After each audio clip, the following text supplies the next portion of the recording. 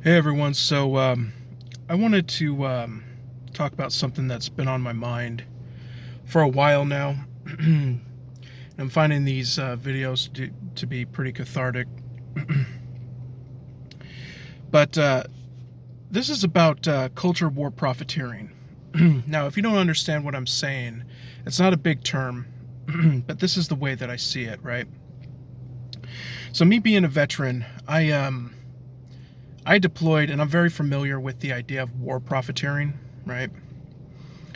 Different companies like Lockheed Martin, Halliburton, KBR.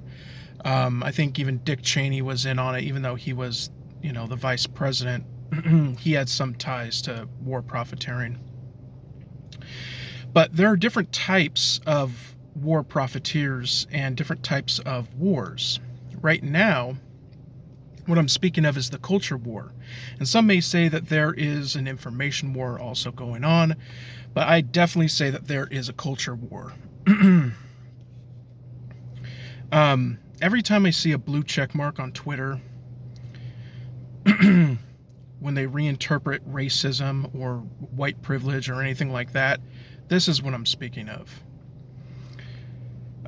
Even those who have gender diversity or gender studies degrees, when they get hired for diversity, that's what I'm talking about, culture war profiteering. Even companies are riding this woke train, and some, like Gillette or other companies, it becomes a train wreck, right? When they, what does the quarterly say? Get woke, go broke, right? I even saw a video about the cut, and it was an interesting video on how people act nowadays. The video was about, there was 7 or 8 people, different sexes, different genders, and whatever you want to talk about.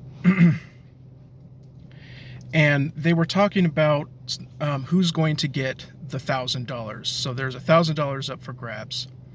And one person even said, "Hey, let's just donate the $1,000." And that pretty much got a laugh, and they said, "No, we're not doing that."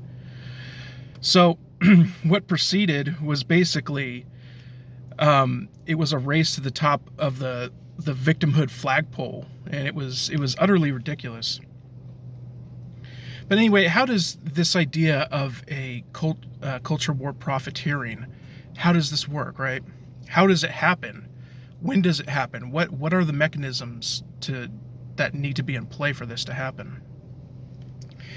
Well, it happens when colleges have degrees that don't have a lot of marketability, right? And so when you have that, you have people that have to carve out their own marketability. I mean, there's not very much out there in the form of gender studies degrees, and they may get a managerial position somewhere, but there's not very many jobs that require that. But whether it's monetary compensation or just followers and likes, these people are hiding their faces from cops, and they're virtue signaling to the world. I mean, it's utterly ridiculous. They broadcast all of this stuff, and yet they don't want to get caught by law enforcement, because law enforcement is evil, right? Now, for some, I see how this happens, right? I was in the military. I was part of a team. I see how this can happen when you feel like you're part of a team. You feel like you're changing the world or working on behalf of somebody. I mean, I know personally, if I was working undercover doing something against actual Nazis, I would be hyped. It'd be awesome. You feel like you're making a difference, right? I joined the military to fight for my country, and that whole time where you feel like you're part of a team and you're actually needed, just like being on a football team, there's no real there's nothing that can beat it, And a lot of people right now in this day and age are feeling like they're not making a difference. But you can't fight the Triple K or the Nazis by calling normal people racist and then turning them against you. You just can't. That's not the way that this works. And here's one other thing that I'm wondering.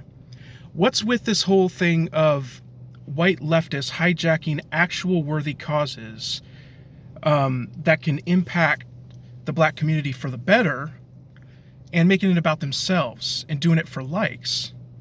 I mean, it doesn't make sense. And for that organization, for one of those organizations, why are they fighting supposedly they're fighting racism, right?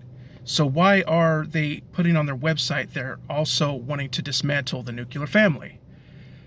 That doesn't make sense. Yeah, it was on your website. We caught it before you took it down. It's no longer there. We know.